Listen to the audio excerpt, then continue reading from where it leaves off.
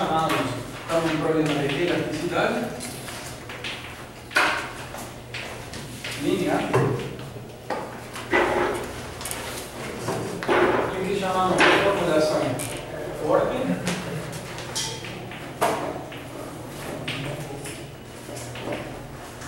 Compreendia as seguintes equações diferenciais: a divergência das tensões, nossas forças por unidade de volume igual a zero, captamento da elasticidade linear quase estática.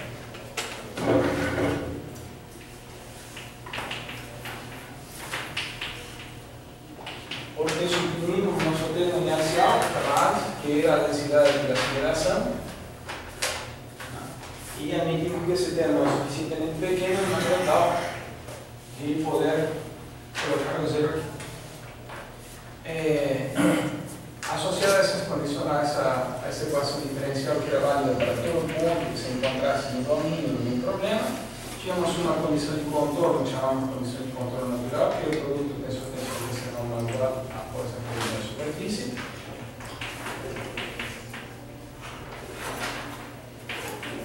E uma última conjunto de equações,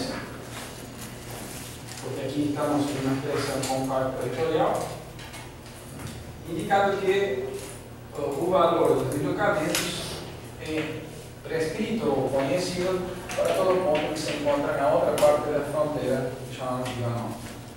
Então, isso está associado a um corpo onde o domínio está separado, neste caso, duas parcelas, gama F e gama U. Aqui nós tínhamos, então, prescrição de deslocamentos e aqui temos prescrição de forças de superfície. Havia um cálculo de força por unidade de volume B. E, vinculado a este conjunto de equações, temos umas equações subsidiárias que definem a relação entre a tensão e o campo de deformações através de um tensor de elasticidade e as deformações obtidas através da operação de gradiente simétrico dos deslocamentos. Todas estas operações lineares, portanto, nos enquadram dentro de um problema conhecido como o problema de elasticidade linear.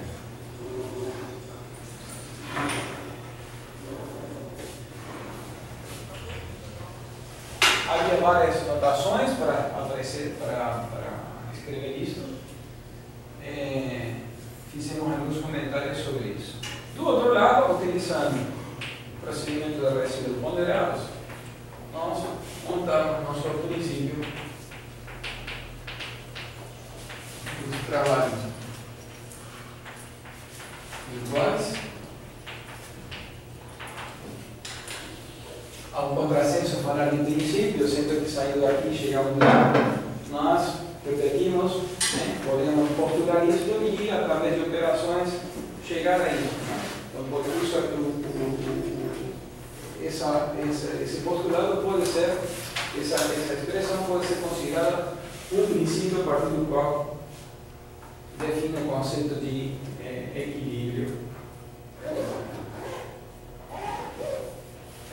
de solução do meu problema em termos de campo de deslocamentos, porque ele vai envolver todas essas equações de natureza balanço, constitutiva e cinemática.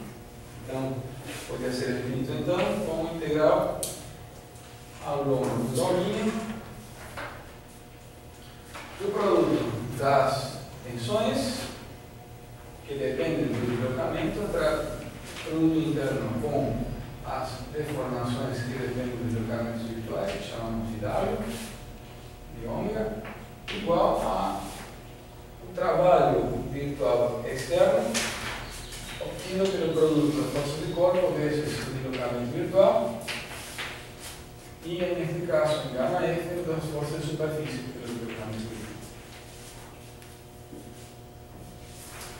Esse balanço deveria ser respeitado para todo deslocamento virtual que se encontre dentro do conjunto das variações e que nós denotamos como zero. Então, deslocamento sul, que se encontra dentro do espaço dos deslocamentos cinematicamente permissíveis, U, que satisfaz essa equação. As equações subsidiárias, de novo, aqui,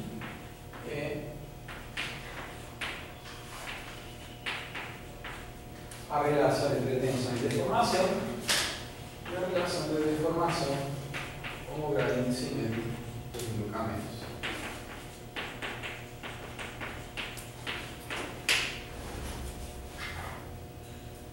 Então, ambas, em princípio, né, são equivalentes. Não mostraram o caminho daqui para aqui e ficou por conta de vocês mostrar o caminho que vem daqui para aqui. Essa deformação como gradiente simétrico já assume que isotrópico? Não lembro. Isotropia nada tem a ver com a cinemática. A isotropia está aqui.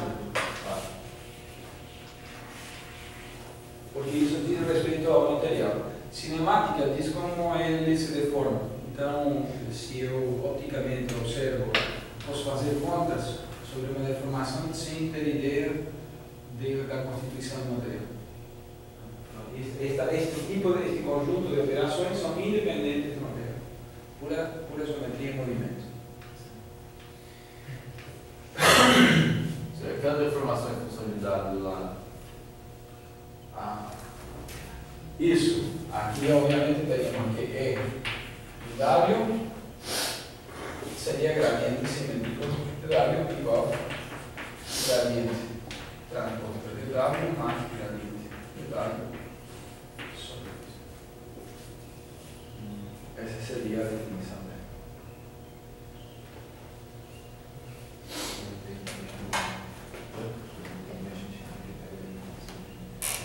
Qual é a dúvida? Não, é porque isso daí vem do resíduos ponderados, né?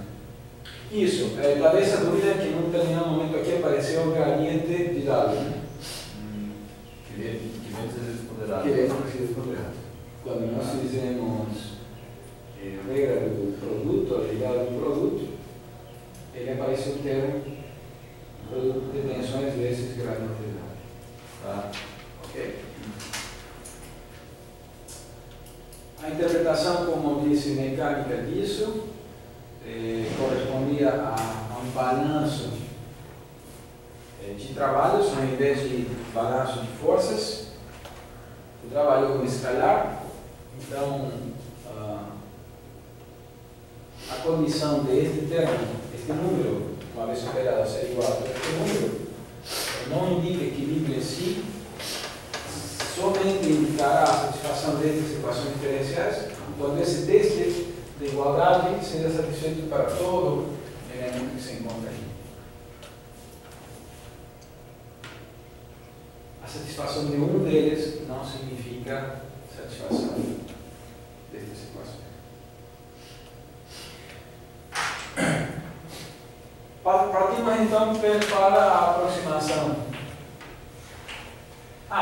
Não, aqui vamos fazer um pequeno ponto de explicação,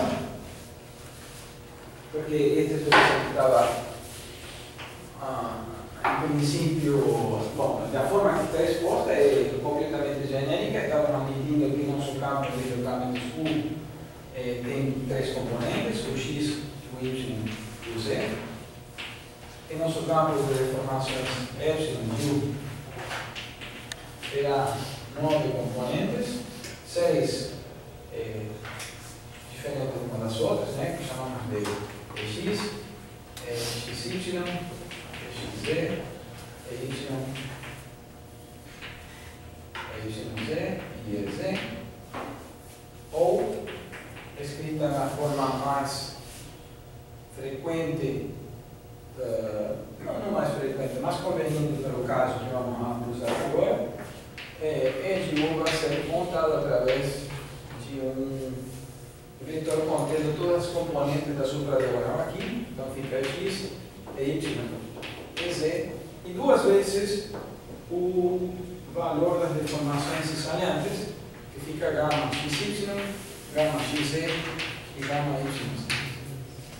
Duas vezes? Duas vezes, olha. isso vai ficar um pouco mais claro. O porquê desses dois é pura comodidade operacional.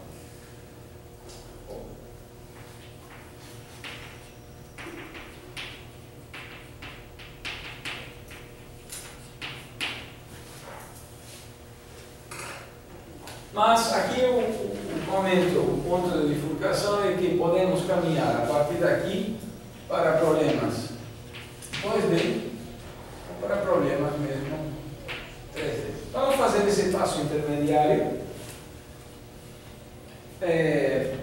por uma questão de afinidade e visualização que estamos fazendo em termos de funções de forma. Então, didaticamente acaba sendo interessante. E depois fazer a extensão simples e quase automática para 3D. Esse problema do 2D está associado a geometrias que me permitem essa simplificação. Classificamos nesse problema 2D situações que vamos chamar de estados planos de tensão.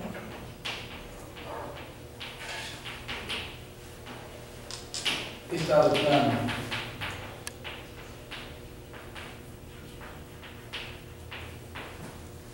de deformação e sólido de revolução. Essas simplificações também têm uma razão histórica. Há 10 anos atrás, para você poder rodar confortavelmente um domínio tridimensional, precisava de um computador bastante robusto. E 20 anos atrás, realmente só alguns dispunham dele. Mais ainda, montagem de geometrias arbitrárias e geradoras de malha, eles foram consolidados nos últimos. Na verdade, hoje já tem uma década de geradores de malha consolidados, podemos chamar assim. Mas até lá não era tão simples. E uma segunda questão associada é a vinculação para o usuário em programas comerciais, por exemplo, de tudo que se conhece como domínio o controle de geometria através dos CAE e seu vínculo com os analisadores. Perdão, o controle de geometria através dos CAD, né, e seu vínculo com os analisadores que eu conheci como CAD. Então, de novo, 15 anos atrás, ou 10 anos atrás, conseguir capturar qualquer geometria com CAD, conseguir fazer a correlação direta com o CAD, poder analisar, era um certo trabalho. Hoje em dia é tão natural como apertar um botãozinho, mas isso não era assim. Então havia várias dificuldades técnicas para poder pegar qualquer geometria, importá-la, gerar uma malha tridimensional e fazer uma análise. Então temos dificuldade do custo da análise, é um problema 3D, que realmente cresce muitíssimo, do controle e manejo de geometrias e da comunicação da geometria com a discretização de elementos. Então, foi um tripé de dificuldades que ela foi sendo eliminada ao ponto que hoje é muito mais simples, se você tem poder de fogo, digamos assim, musculatura de cálculo suficiente. É frequente que você pegue a peça do jeito que foi modelada e importa dentro do analisador e vai à frente. Não fica querendo fazer, digamos assim, simplificações geométricas para projetar a peça em 2D para poder ter força de cálculo e fazer essa análise. Então, são alguns casos onde realmente vale a pena fazer esse esforço prévio de simplificação em relação ao que se pode fazer em contas lógicas. Mas merece de todas formas, isso não implica que a gente não utilize isto até essa passagem intermediária, até para entender com maior facilidade isto que está aqui. A ideia de estado plano de tensão e deformação são situações onde eu posso projetar a minha geometria tridimensional em uma geometria bidimensional.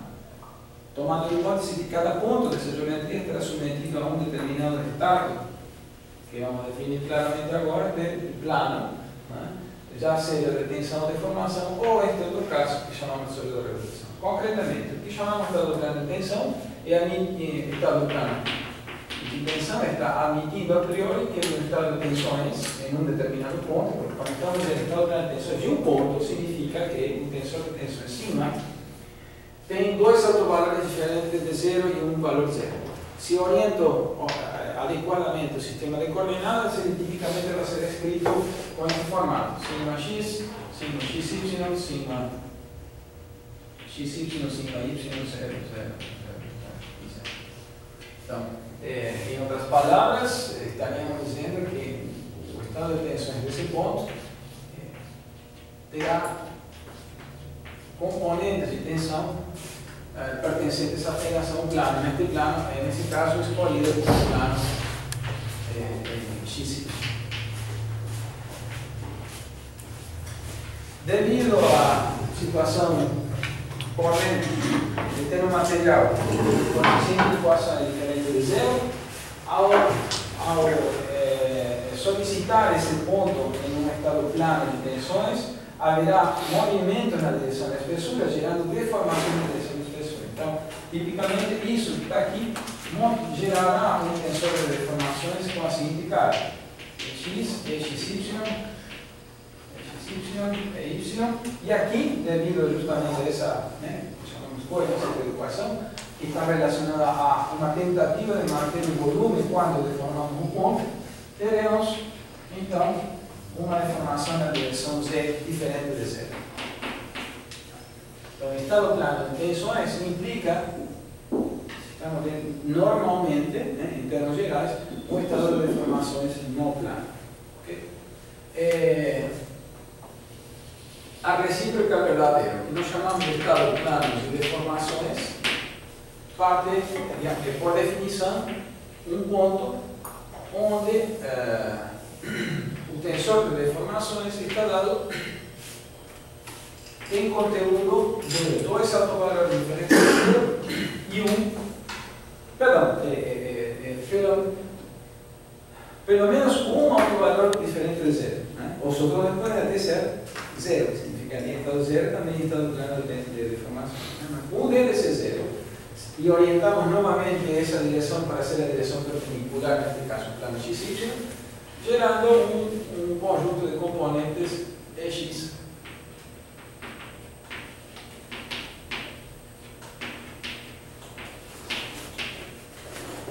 Deformações que se encontram no plano significa que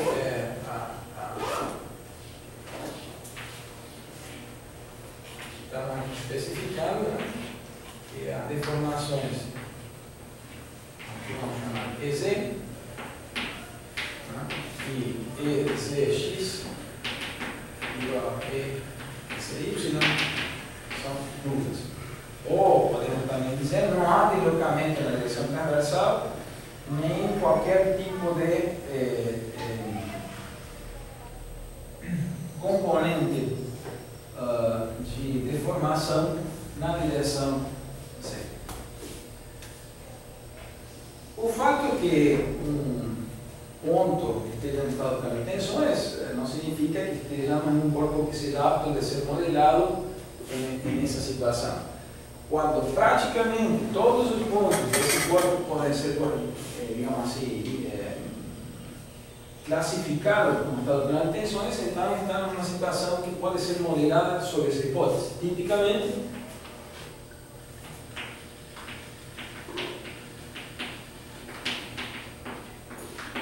aqui estamos falando de um ponto,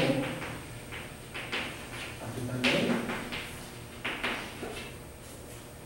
Quando estamos falando de componentes, que exemplo nós podemos observar onde praticamente todo ponto pode ser classificado como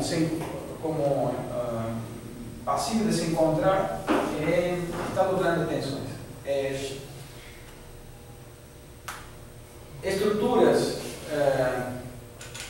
em formato de chapas que estão carregadas no plano onde essa chapa está contida, ou onde a superfície de referência dessa placa está contida, é tipicamente um corpo onde dizemos que as tensões na direção σz são praticamente nulas em todo mundo.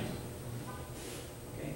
Dessa maneira, admitindo que, neste caso, σz é muito pequeno para todo x do domínio, então dizemos, olha, esse componente está praticamente em estado plano de tensões e podemos reduzir a análise a um domínio bidimensional.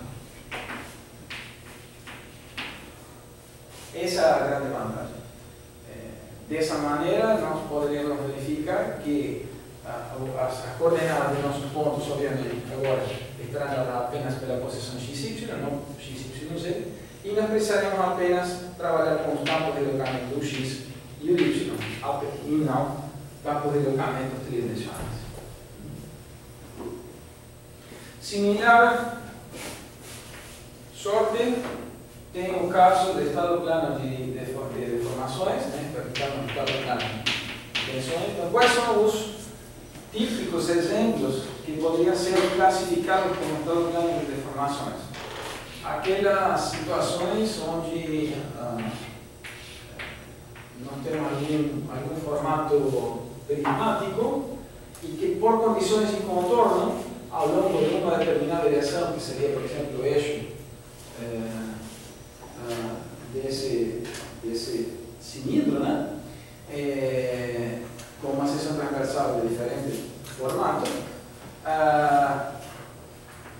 o deslocamento entre direção Z, aqui tipicamente o deslocamento entre direção C são nulos.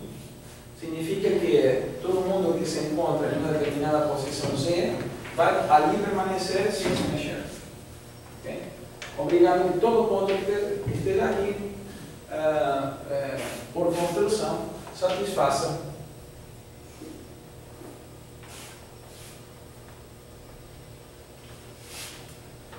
essa expressão do tensor de deformações.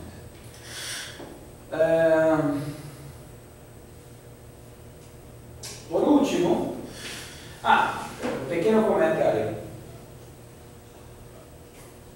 Embora está muito clara a definição do que significa o estado plano de tensões de um ponto e de deformações de um ponto, encontrar situações de componentes que respeitem 100% dessa propriedade não é tão trivial. E quando eu digo 100% é que temos aproximações. Basta, por exemplo, fazer um furo aqui, que eu garanto que vocês perdem essa propriedade de ter perturbações geométricas nesta chapa, e por mais que eu carregue ela no plano, nós teremos tensões na direção transversal, devido ao coeficiente de equação. Então, bom, se essas tensões são suficientemente pequenas para poder desconsiderar em relação aos valores que se obtém aqui, isso é uma questão de modelagem, de decisão do engenheiro que vai querer fazer aquela análise. Mas dizer categoricamente que um componente esteja todo mundo nessa situação ou todo mundo nessa situação não é tão trivial. Não é tão trivial encontrar exemplos 100% aqui nessa situação. Então, o que significa que modelar dessa maneira, você sabe que está incorrendo em aproximações no trabalho. Ok? O terceiro ponto, então, digamos assim, isso é um ponto sobre isto e sobre isto. O terceiro caso diz respeito aos sólidos da revolução, e vou desenhar aqui.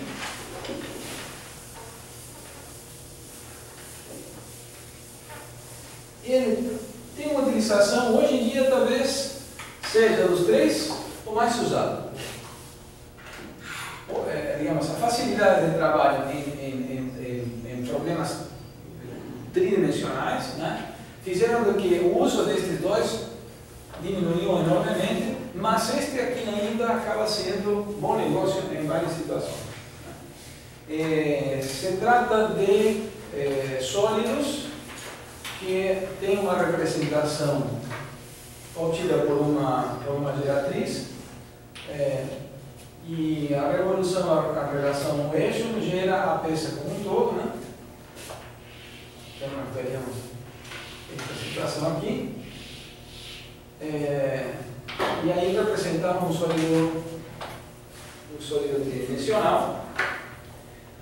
A característica principal é que o comportamento, estamos esperando que o comportamento de cada uma dos gomos, das fatias, né, de cada um dos planos diretrizes, ao longo de 360 graus de revolução, serão todos iguais. E para isso não temos que ter uma geometria de revolução e um carregamento também de revolução, se esse for a medida. Então, isso implica, por exemplo, carregamentos axiais constantes, né, ao longo da área, ou carregamentos desse tipo, também da revolução.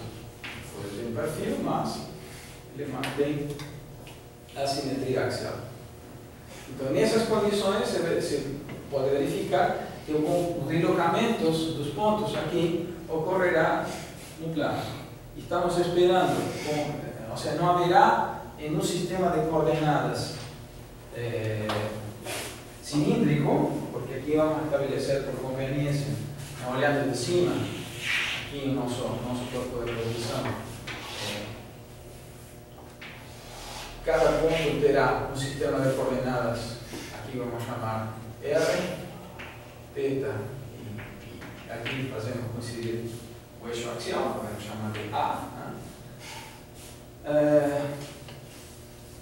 que se movimenta com o ponto que estamos considerando. Quando estamos considerando, por exemplo, a análise de uma fatia específica, vamos reduzir a análise somente a uma e não ao corpo todo, orientamos convenientemente com um sistema de coordenadas cartesiano, aqui dizendo que esse é o eixo X, esse é o eixo Y, okay? E a direção circunferencial passa a ser o eixo Z.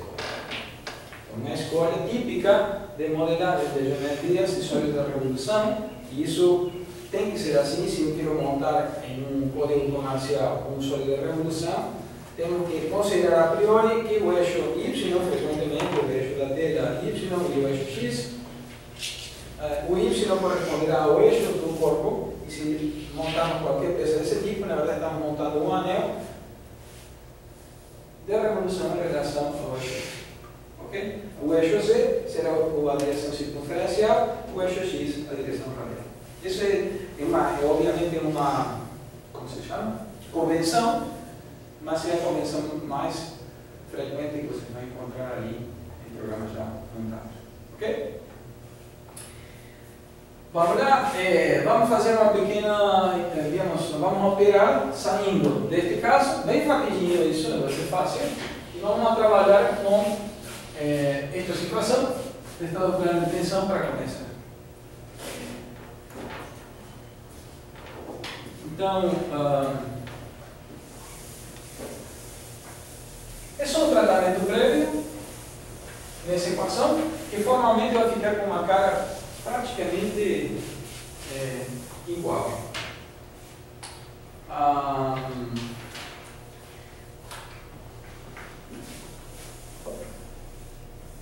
Vou permanecer aqui e vou limpar este lado, vou trabalhar com o lado direito. Isso aqui.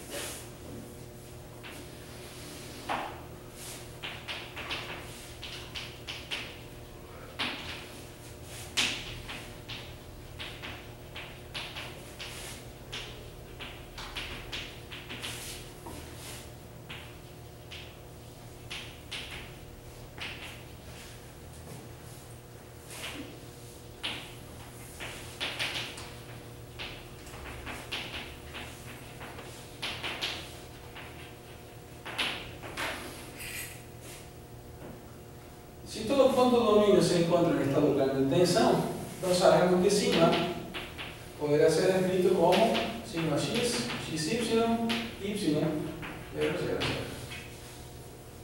Okay?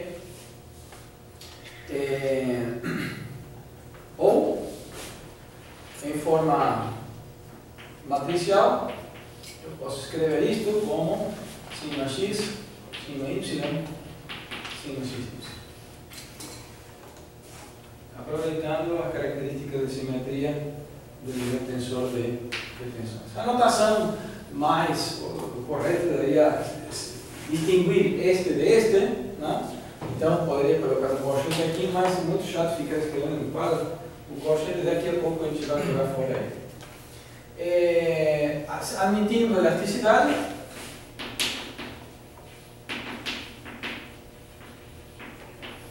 nós temos um operador CA-1, onde nós podemos colocar que as nossas deformações epsilon são igual a a inversa do estado de tensões, okay? Operando sobre o tensor de tensões. Então, em outras palavras, pensando em 3D, teríamos uma x e y, e z, gama xy, gama xz e gama yz.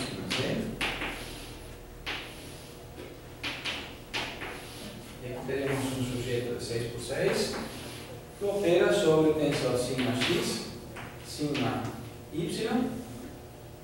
Aqui teríamos sigma z, 0, sigma xy, sigma xz, que é igual a 0, sigma yz, que é igual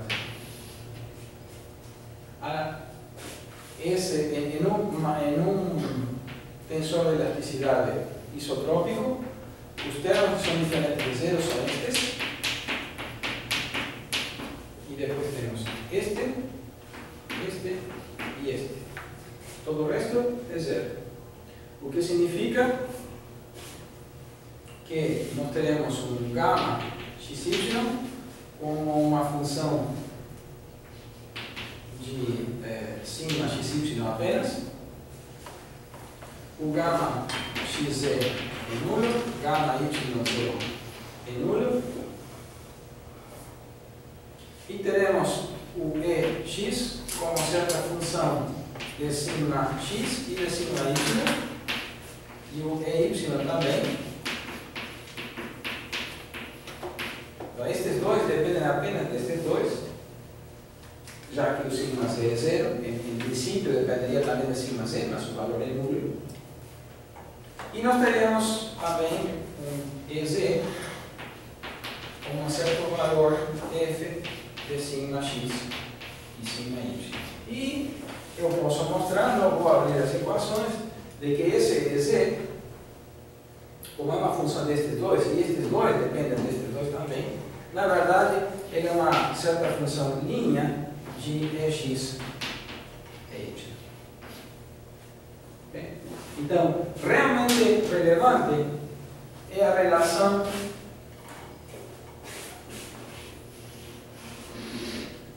dada por essas três equações. Porque esta é uma equação subsidiária, porque falta ainda identificar esta aqui vai ser diferente de 0, diferente de 0, diferente de 0 e diferente de 0. O resto é 0. Só que este depende destes dois. Então, ele dá o rebote do que acontece com estas duas deformações. Concluindo, o que verdadeiramente me interessa é uma relação entre as três componentes de deformações planas com as três componentes de tensões planas. Isso pode ser reduzido, então isto pode ser reduzido a um modelo constitutivo de menor tamanho em relação a isto, dizendo que o sigma x, sigma y e sigma xy vai ser igual a uma matriz chamada de estado plano de tensões que tem 3 por 3 componentes e depende do modo de elasticidade e coeficiente de equação, vezes a deformação em x, e y e gama. E aqui vai sair o valor de EZ, em particular, é menos μ vezes EX mais EY.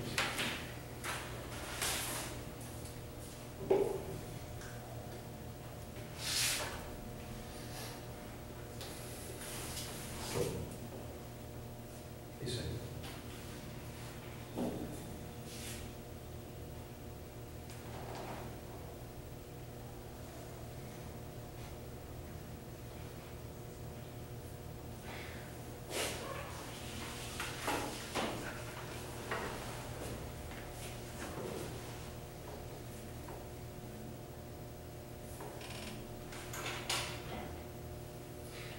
Mais ainda,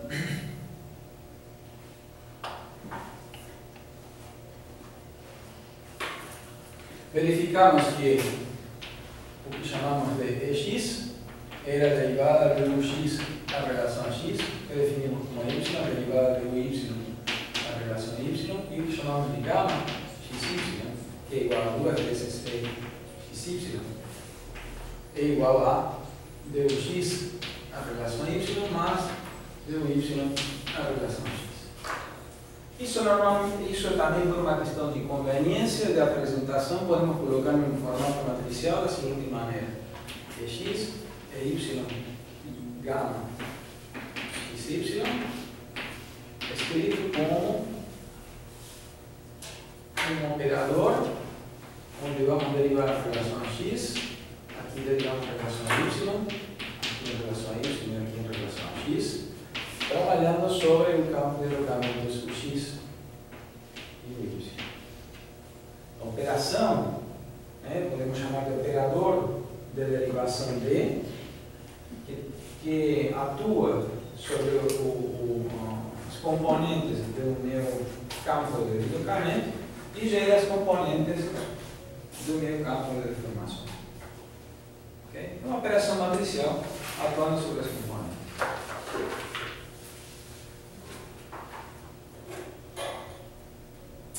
Isso me permite escrever de forma compacta epsilon, de U igual a D sobre U.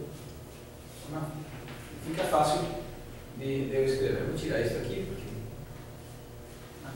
já se interpreta em função das dimensões da matriz.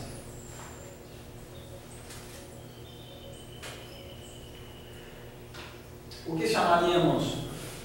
Professor, essas derivadas são parciais?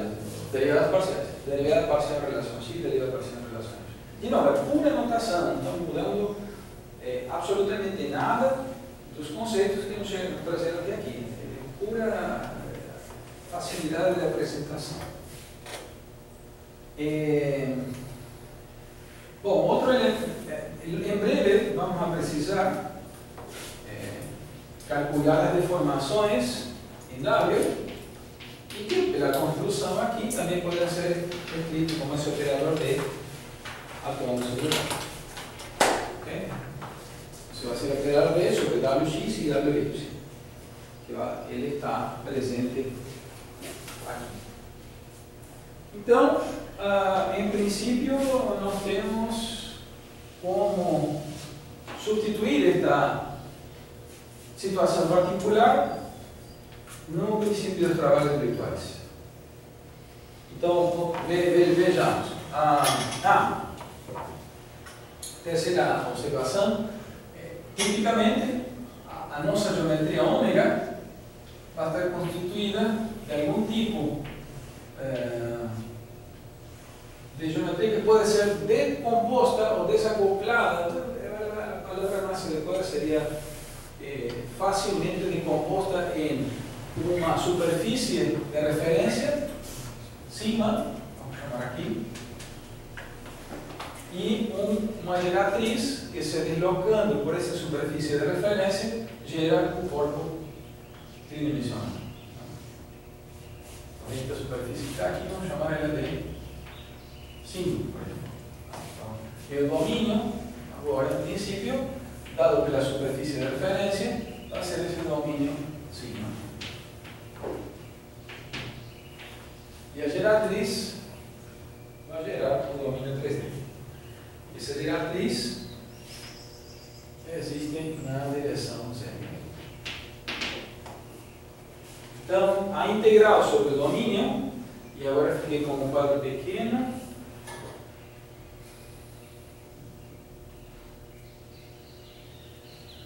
Vamos lá, continuando desse outro lado, fica a integral sobre o que chamamos domínio, vai ser a integral entre menos h sobre 2, que é h sobre 2, pequeno tanto de distância, e a espessura h, e a superfície de referência se encontra na metade da espessura, então teremos a integral em Z da integral ao longo da superfície de referência. Isso se configura a integral do volume que nós temos já.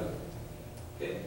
Do integrando. Integrando, então, seria o tensor de tensões, produto interno com o tensor de deformações. Se escrever em formato tensorial, isso significa alguém que vai ser o sigma x, xy, xz, yz, perdão, já estamos justamente na hipótese de estado plano de tensões. Então, esse aqui é nosso tensor de tensões que depende, eu vou colocar aqui depende, se todo mundo aqui depende do campo de deslocamento. Produto interno com o campo de deformações virtuais e o campo de deformações, se estamos admitindo que esse corpo pode se deformar, mas sempre de maneira a satisfazer que o estado de tensão seja nulo, o campo de deformação que está aqui, arbitrário, vai ser satisfazendo também essa restrição. Então nós teremos que a deformação aqui vai ser uma EX, EXY, EXZ, EY, EYZ, EZ.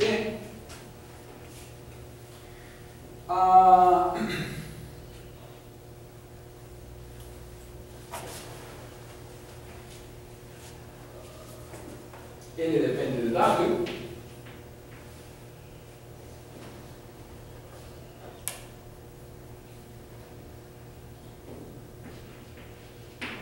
E quando nós soubermos este produto, aqui de ômega não vai ser de sigma e de Z. Agora, esse produto, quem realmente sobra é este por esse, mais esse por esse, mais esse por esse. Todo o resto vai embora.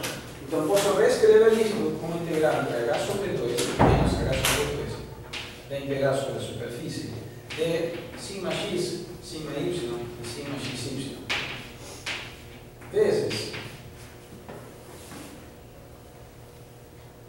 as correspondentes deformações. Observem que teremos este por esse, mais esse por esse, mais duas vezes o produto deste por esse. Okay? Esse por esse também estará repetido aqui. Então, por isso fica mais simples colocar como EX, EY e aqui diretamente o valor gama XY. O 2 também é explícito nesse valor. Este camarada depende dos deslocamentos arbitrários da água, enquanto este depende de 1. De acordo?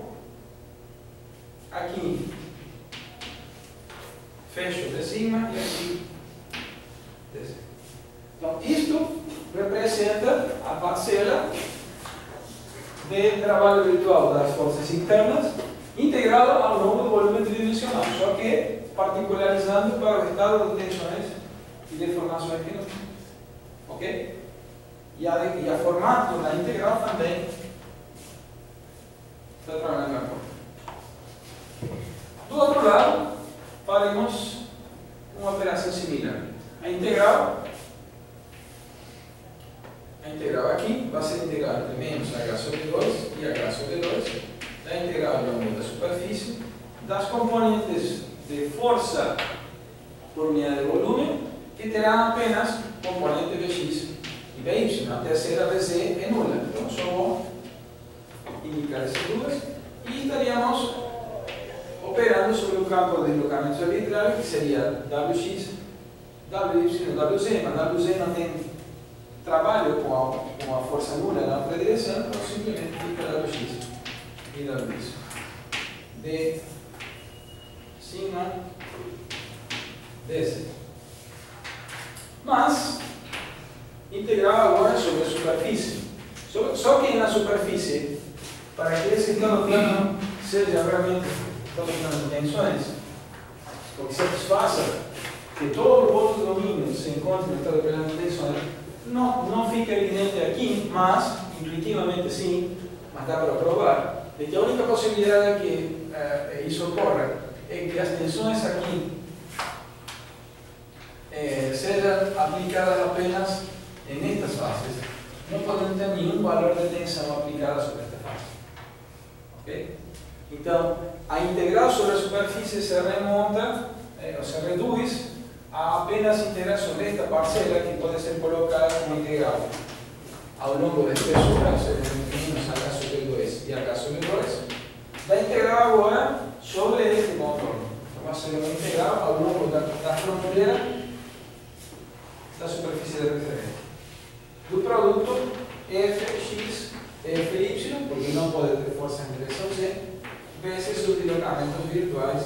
wx, wy, e aqui, integral de contorno e integral de espessura. Ok? Professor, ali na matriz de deformação, os termos fora da diagonal é gama? Na matriz, os termos fora da diagonal são epsilon. No tensor de tensões, são todos epsilon. Ok? O aparecimento de gama foi uma questão de conveniência, como comentei aqui. O tensor de deformações, aqui está, o tensor de deformações é definido desta maneira.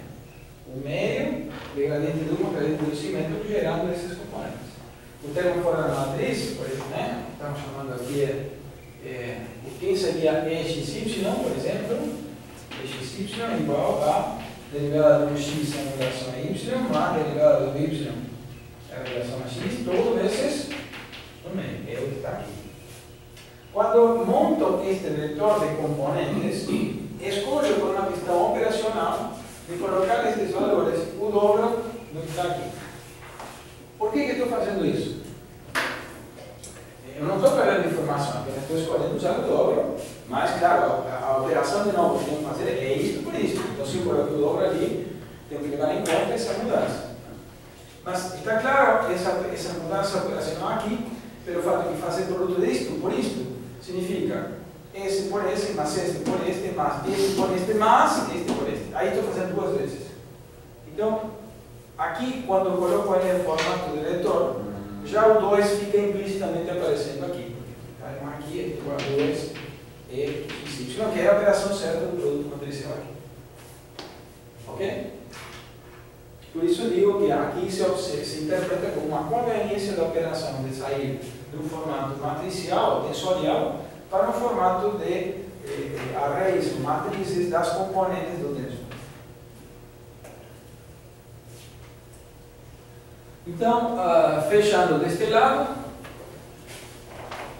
nós devemos observar a seguinte consequência que nós temos aqui. Ao admitir esta situação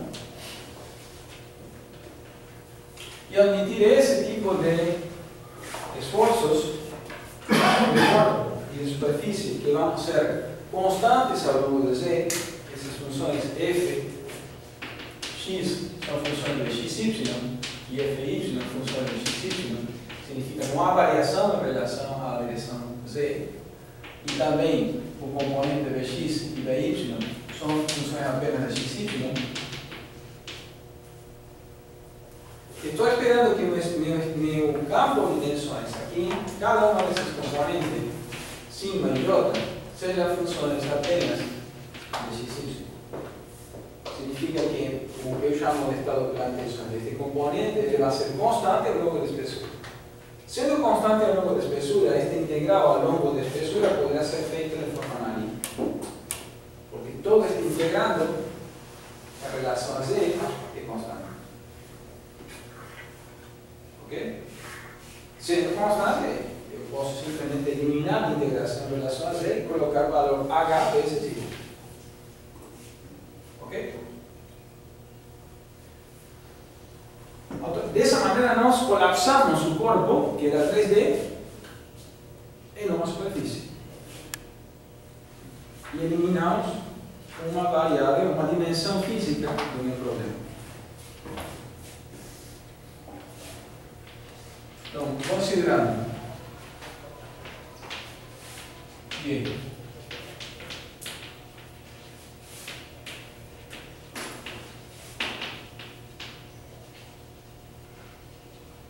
o integrante constante da espessura, nosso problema agora vai ser reescrito da seguinte maneira: determinar um campo de deslocamento U de xy, que é igual a um componente do x de xy e uma uy de xy, pertencente ao meu espaço de deslocamento cinematicamente admissível, tal que satisfaz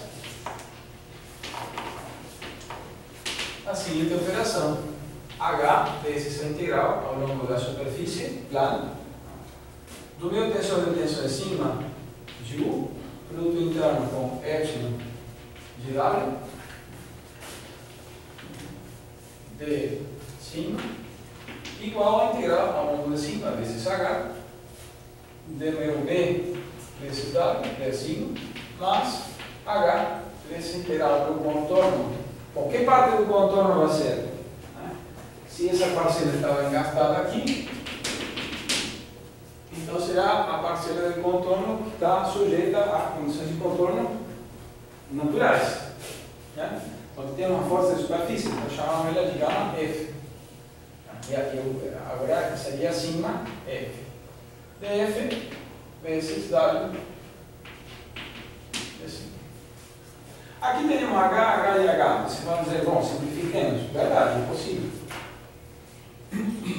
Mas nem sempre a espessura pode ser a mesma. Posso ter a união de dois elementos com espessura diferente, onde localmente estaríamos perdendo então essa propriedade de ser estado plano de tensões, porque na união o sujeito já passa a ser uma peça tridimensional e teríamos variações ao longo da espessura, né? Mas é frequente que posso usar união de duas chapas com espessura 1, com espessura 2 na hora modelando, sabendo que na região de união as coisas não vão ser tão bonitinhas como estamos supondo com este modelo.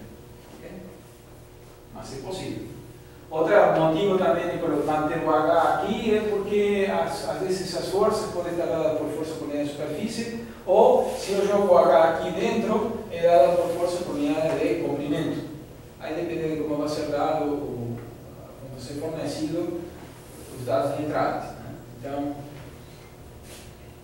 prefiro manter esse H em evidência na expressão. Aqui devemos então lembrar como equações subsidiárias.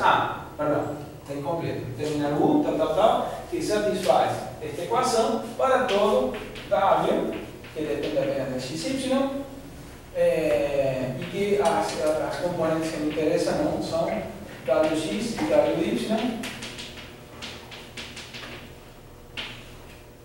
que estão pertencentes ao meu espaço de variações. As equações subsidiárias é que sigma de U vai ser dado pela matriz essa de 3 por 3, né, de estado plano de tensões de 3 por 3, vezes as deformações epsilon de U, onde epsilon de U poderá ser escrito como aquele operador de vezes U, onde esse operador D tem a cara de derivada parcial em relação a x, derivada parcial em relação a y, e derivada aqui as derivadas cruzadas y e x. Assim como também a deformação E de W seria igual ao operador D atuando sobre W, sendo W definido como A.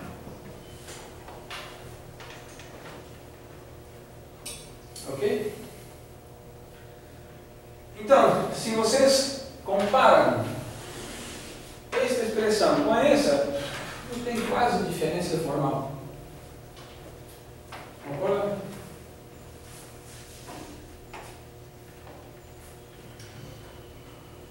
É a mesma expressão. Só que a interpretação do que significa cada um destes termos é que mudou. Sigma de U agora, cada vez de ter 6 componentes, tem 3 componentes. A integral sobre o domínio foi desacoplada, a integral de superfície com a integral de espessura. A integral de espessura, por admitir constância do meu integrando, foi considerada, o integrando foi considerado constante, então foi feita na forma analítica. Me liberei dessa dimensão, fiquei apenas com dimensões x. Ok? Em outras palavras, a malha de elementos finitos que nós vamos fazer para simular esse problema vai ser os mesmos elementos finitos bidimensionais que nós temos para condições de calor. A família lagrangiana plana, etc., serão todas reutilizadas em este caso. Okay? Até mesmo o conceito de mapeamento do elemento finito padrão para aquela posição. Correto? Então agora, uma vez que suposto, finalmente entramos novamente na aproximação por elementos simples. Vou tomar uma aguinha.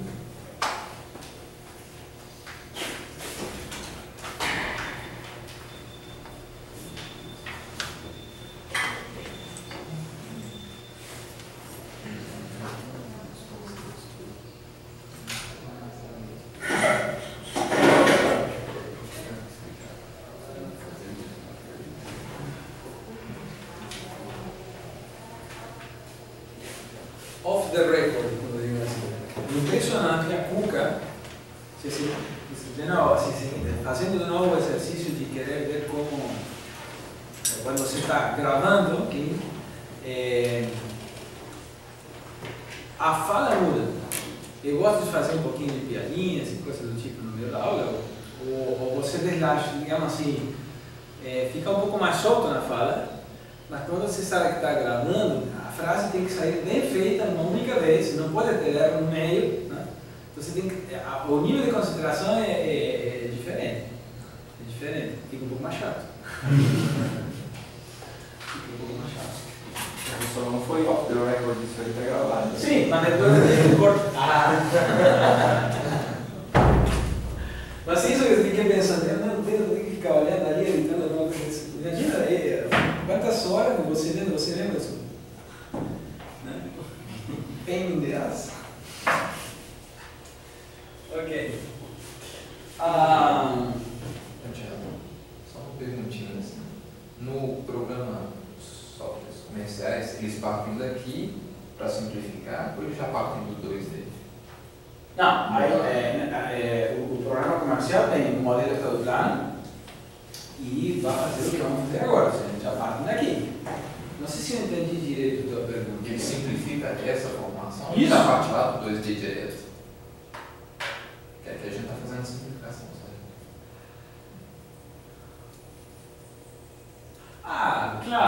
Claro, entendi. Bom, ele faz conta, então como que ele chegou se as duas formas de abordagem chegam na mesma conta, ele faz a conta, não importa qual for a... Mas ele não tem uma mais rápida que a outra, assim, não.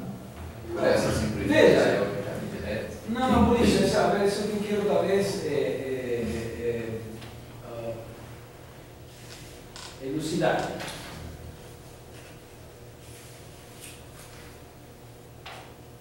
O que ele vai fazer é a conta que vamos montar agora, que é menor que aquela conta que se faz em 3D.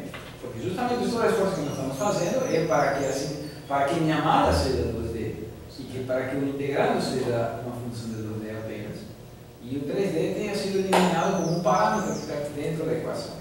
Agora, se eu sair ali, se eu cheguei nessa conta via de ter já modelado 2D de cara, ou ter pegado um cara 3D e depois reduzir para 2D, na hora da conta é imaterial como chegar lá. Ele vai fazer a conta 2D. Então ele tem a conta 2D se você quer, ou a conta 3D se você quer. Então é na hora do usuário que vai dizer, não, eu posso só fazer uma malha de superfície e vou dizer, olha, esse elemento só está para atenção e você vai ser obrigado a colocar a espessura lá dentro, como um parâmetro. Ou seja, o fato de que antes a espessura entrava como alguém que está embutido nisto, agora se transforma em um parâmetro de integração. Ok? Qual a diferença não tem de processamento? Claro, aqui eu tenho que trabalhar com malhas tridimensionais, 3 graus de liberdade por nome, o X, o Y, o Z. Aqui vou trabalhar com um problema malha 2D, ok? E somente 2 graus de liberdade. Vamos fazer uma primeira conta, um problema 1D, com 10 nós. Quantos graus de liberdade tem na nossa malha lagrangiana? 1 por nó. Então temos 10 equações com uma equação de 10 por 10. Vamos agora passar o problema plano, 10 por 10. São 100 nós, 2 graus de liberdade. Total agora passamos de 10, uma matriz de 10 por 10 para uma matriz de 100 por 100. Ok? Agora fazemos um cubinho. 10 por 10 por 10. 3 graus de liberdade por nó. Então, 10, 100, 1000, vezes 3, 3000. Então, um sistema de 3000 por 3000 a ser resolvido. Então, agregar uma dimensão é pesado do ponto de vista computacional, principalmente quando estamos trabalhando com peças volumétricas, onde uma discretização em todas as direções é importante. O peso computacional que isso implica é enorme. Ele chega a construir a terceira dimensão? Aqui, não. Para simplificar, ou ele já... Não, já é uma superfície. Agora, ele apresenta graficamente uma espessura, você coloca a espessura, ele faz uma apresentação, mas ele não usa uma malha. Então, isso é típico, né? Agora, como cada vez mais essa separação da técnica de elementos finitos com o usuário é maior, ele vai te apresentar uma malha. Quando você discretiza este sujeito, você captura, por exemplo, sei lá, em algum lugar, a superfície da tua chapa, bom, você vai capturar um cara e uma superfície só. Mas na hora de modelar, você agrega a espessura, ele automaticamente vai fazer isso. E essa vai ser a representação que vai fazer para você. A malha vai ser em 2D, mas ele vai fazer um rendering, né, volumétrico dessa malha para que você tenha impressão da peça. E aí você vai ver aparentemente isso. Oh, mas como a malha é 3D? Não, a malha não é 3D, a malha é 2D. Só que ele jogou uma espessura e fez uma expansão na terceira dimensão para você ter uma percepção física de volume. Mas é pura grafismo.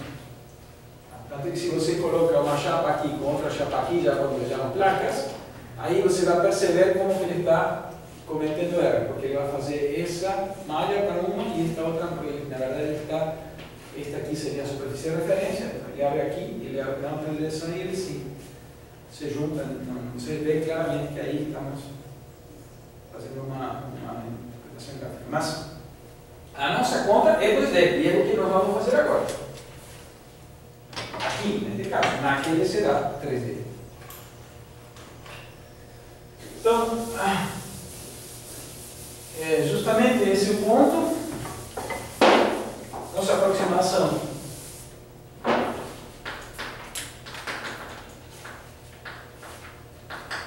Por elementos finitos, ele parte de incógnitas, né? Em nosso caso, bom, só para pensar justamente, domínio. Domínio é a superfície sigma, que está incluída, né, dentro do R2, que é dimensional. Né? E as funções, o campos, incógnita, são o meu x, o xy e o z, o y, o xy. Então são duas funções escalares definidas em 2D. Essa é a diferença que nós temos em relação, bom, tem umas outras, claro, mas em termos de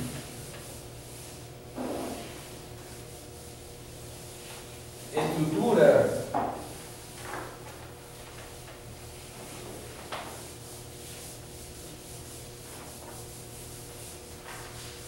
e aqui que elementos finitos vai ter que lidar agora, sem problema de redução de calor, estamos trabalhando com um único escalar a ser representado em 2D e agora teremos dois campos escalares acoplados representados também em 2D.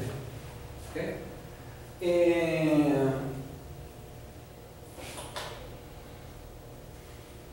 Então, cada campo escalar nós podemos colocá-lo como o x, como uma somatória de igual a 1 a número de funções de forma, né? Vou colocar n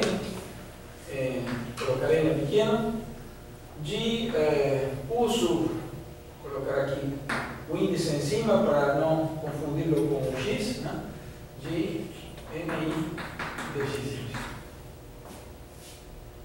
Okay? E o y também igual a 1 de o y de x.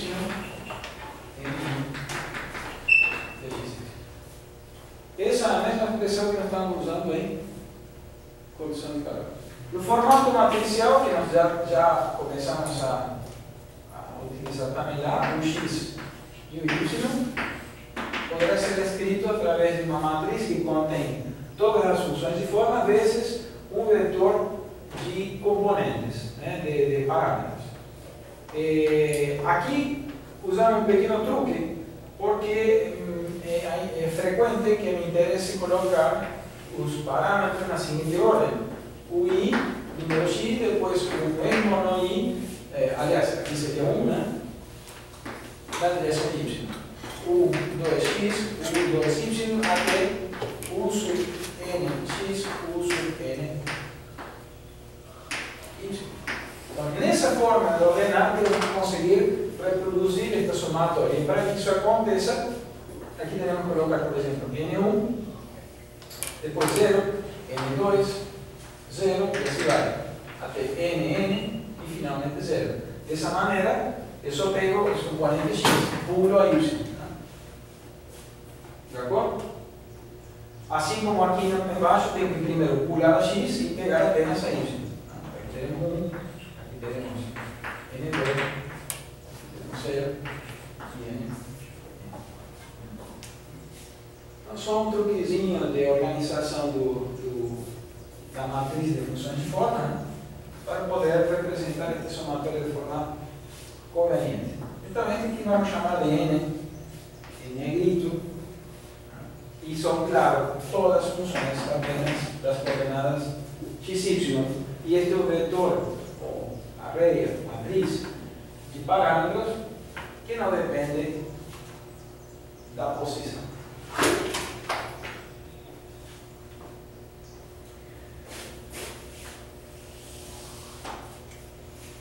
O operador de derivação aqui definido vai permitir calcular as deformações correspondentes àqueles campos de deslocamentos. Então, o que nós chamamos como E de U, agora será aproximado, definido como operador de deformação sobre o campo de deslocamentos. Agora, como o campo de deslocamento foi montado desta maneira, fica assim: D vezes N vezes U. Este é um operador que deriva funções, então quem vai operar vai ser sobre N, não sobre U, porque U é um conjunto de parâmetros. Então esta operação vai definir uma nova matriz, que vamos chamar de matriz de derivadas das funções de forma, frequentemente denotada ali com a letra D maiúscula. Então vejamos o que significa essa operação. Vamos usar esse array de derivadas parciais.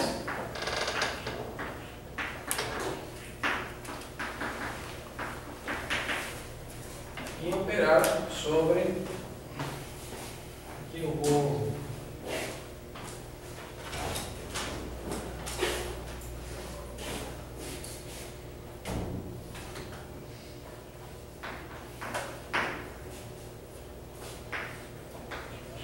N1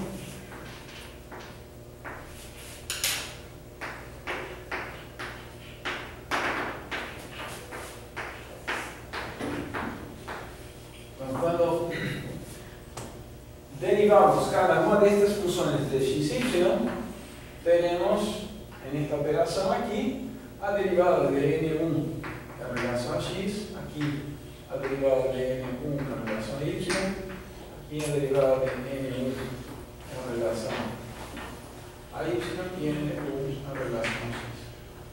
E esse padrão, né, que no fundo é este operador sobre cada uma das funções, você consegue observar aqui, ficou da mesma maneira que a cara do operador, só que já com o nome sobre quem estamos operando, ele é repetido para cada bloquinho de 3×2.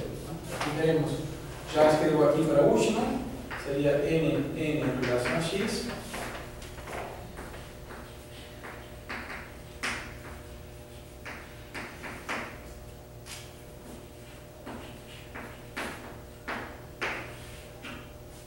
Então, de novo, isso aqui, insisto, né? Se trata de uma montagem conveniente de matrizes para poder trabalhar convenientemente com estas somatórias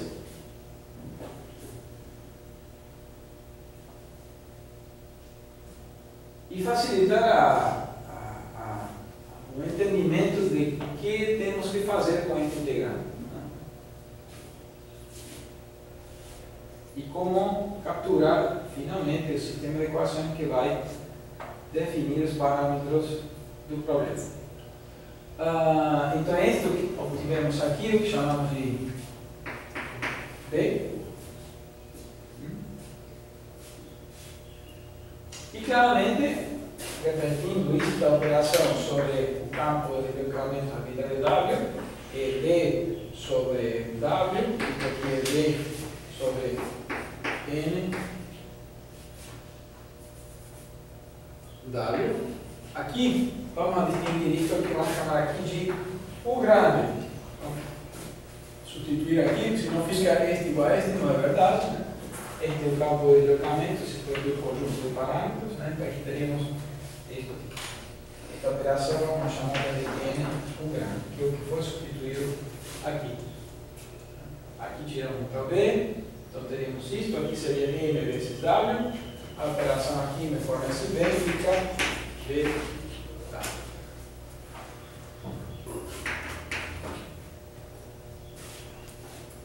Ok? Senhores, a partir daqui está pronto. É só jogar a expressão lá. Então, a integral. Então, substituindo no princípio de trabalhos virtuais, ficará integral sobre a superfície, vou jogar o H do lado de fora. As tensões é matriz de elasticidade C vezes as deformações de U, e as deformações de U é B, U. Produto interno com as deformações virtuais, que é B, W.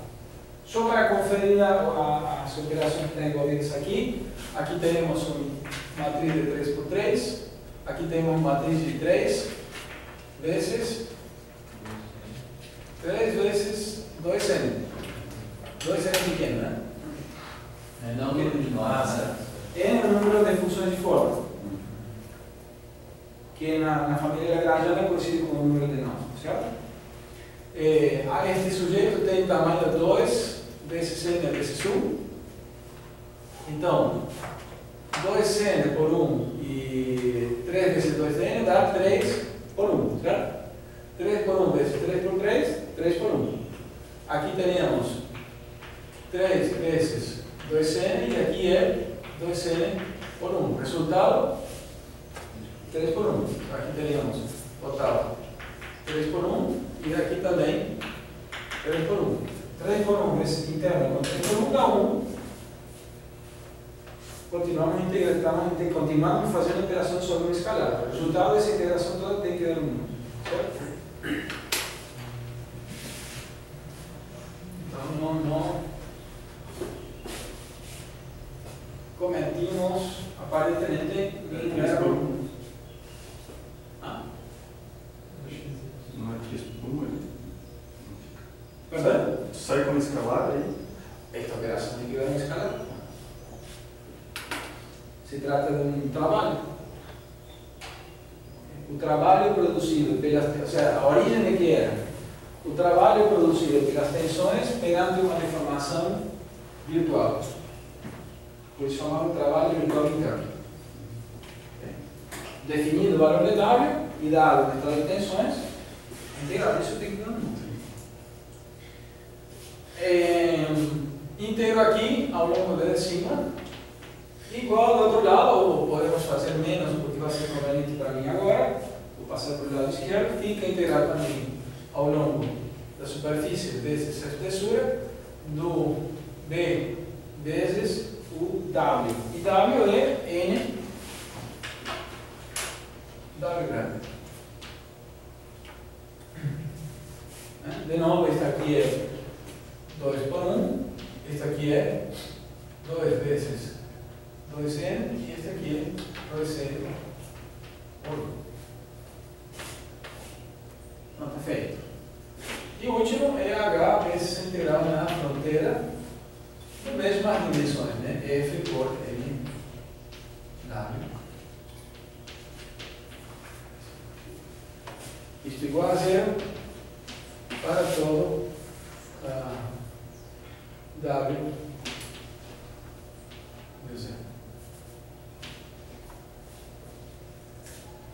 Vou distinguir aqui bem claramente isto de aqui para aqui.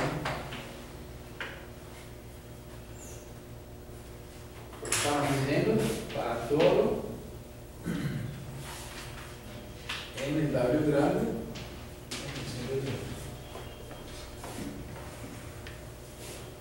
O passo de álgebra era reconhecer que este sujeito pode passar aqui como transposta, este pode passar aqui como transposta, e este aqui também como transposta, de maneira tal a poder expulsar um vetor, né, ou a matriz de componentes W de fora das integrais, porque é uma matriz de componentes que não depende de x, nem de y, e ela opera também em todas estas integrais, de maneira que é fácil tirar ela como fator comum.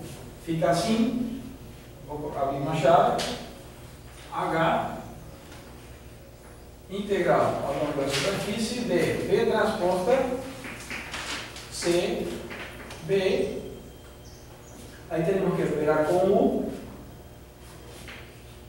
e depois com W, e depois integrar. Isso que acabamos de fazer. Só que estes dois termos, de novo, né, eles são constantes. Não dependem de x e y, então posso integrar primeiro e depois operar.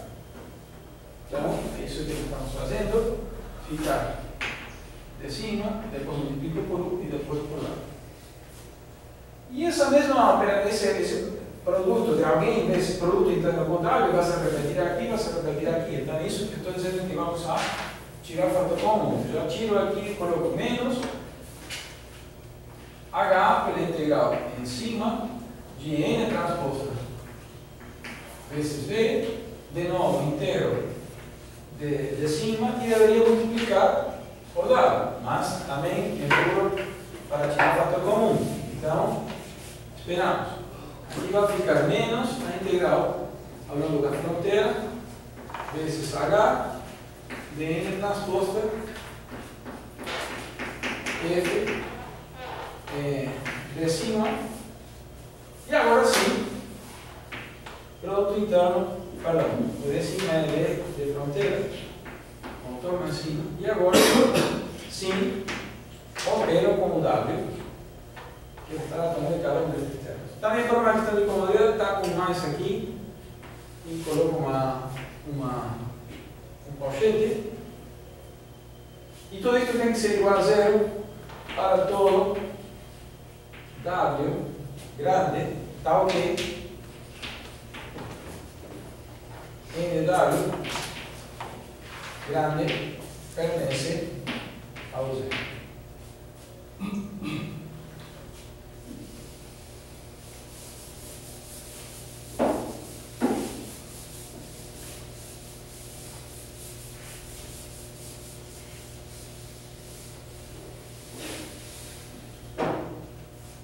Esta parcela está aqui, chamamos ela de K.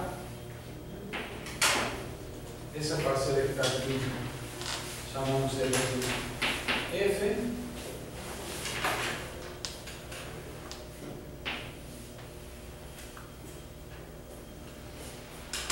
E o resultado, então, é que K, U, menos F por W é igual a um número zero.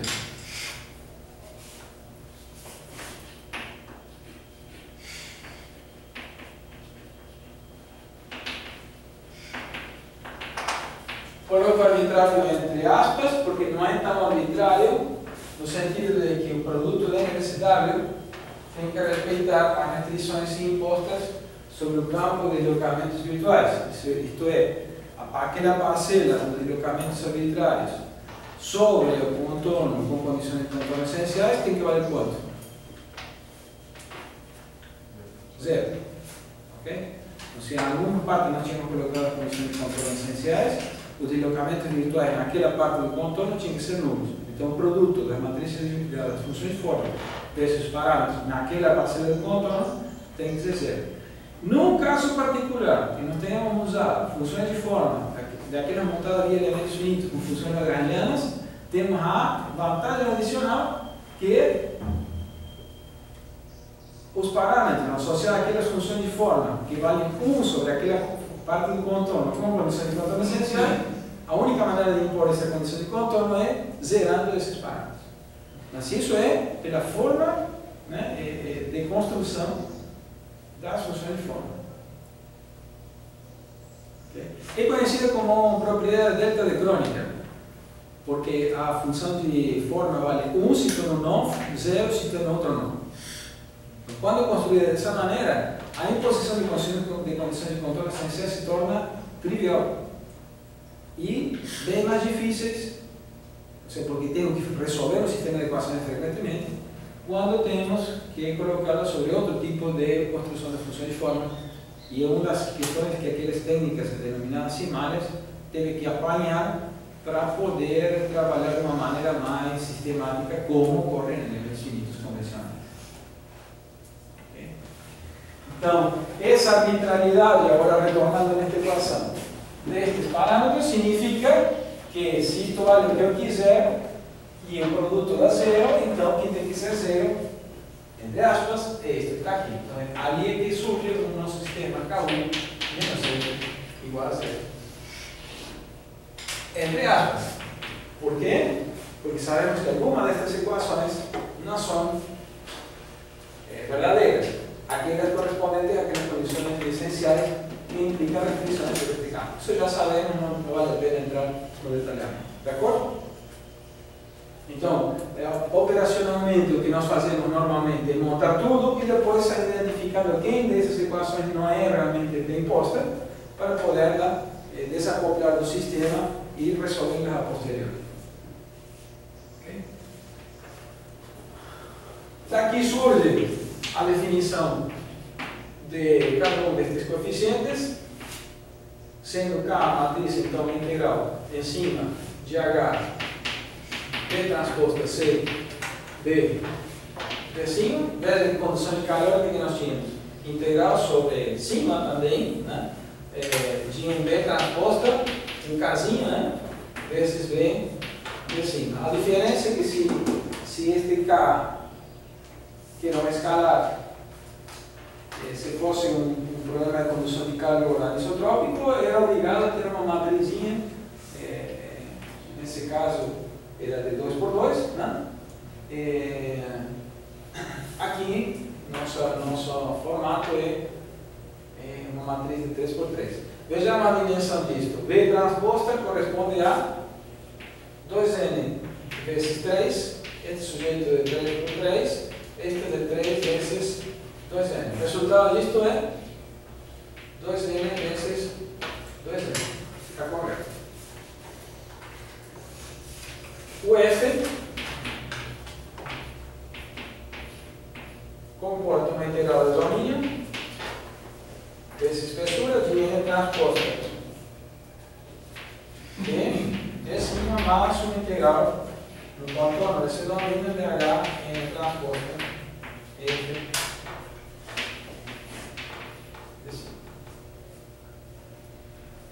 O dimensionamento disso aqui, de novo, é 2n vezes 2, este aqui é de 2 por 1, o resultado disto é 2n por 1, mesmo sobre a determinada desse formato. Então, temos matriz de 2n por 2n vezes o carga de 2n menos o carga de 2n igual a agora a vetora, né? Vamos pensar assim.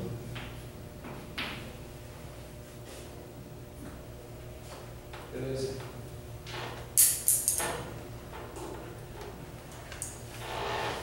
Então vocês observam que, pelo menos para um grupo de problemas solução começa a ficar tudo muito similar. Fica tudo bem parecido.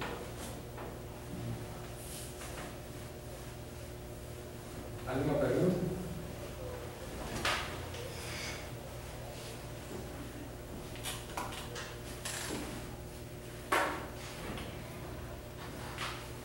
As mesmas questões envolvendo operacionalmente a montagem do sistema de equações são as mesmas que nós tivemos no caso anterior.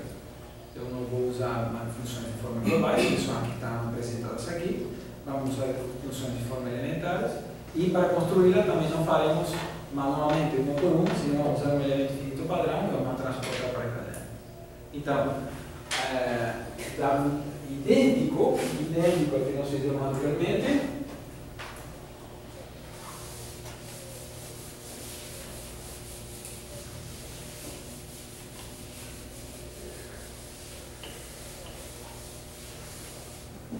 Então passamos ao uso de elementos, porque até agora não precisamos dele. Isso é interessante, pelo menos conceitualmente ter claro. Tudo o que foi dito aqui não precisa necessariamente estar vinculado a um conceito de elemento.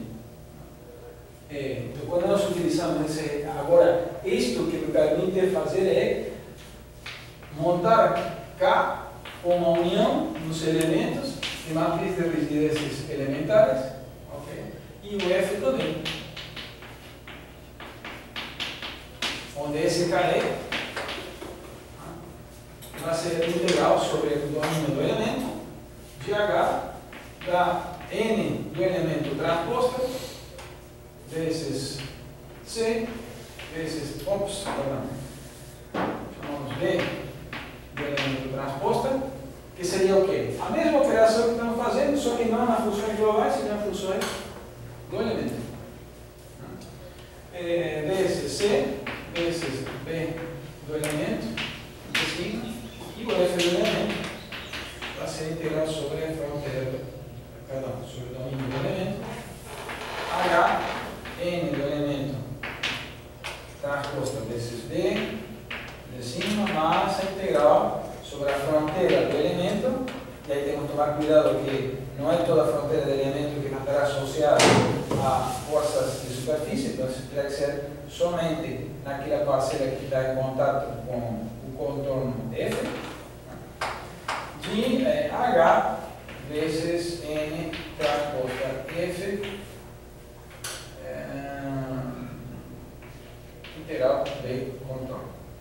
Isto é um formalismo, é mais para explicitar realmente qual é a conta que tem que fazer. Operacionalmente, como já vimos, às vezes é mais conveniente tratar esta parcela que diz respeito ao integral do contorno, utilizando mapeamentos convenientes de funções de linha e não funções de superfície.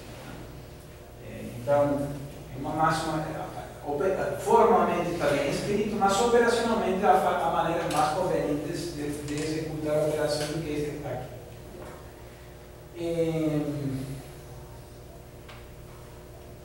Esse era o primeiro ponto. E o segundo ponto era o uso de elementos finito padrão e dos correspondentes Professor, mapeamentos e interação dele. E ali nessas integrais aí, não paga de professor. Ali nas integrais ali da F, a integral, a segunda integral é sigma F ou é sigma? correto.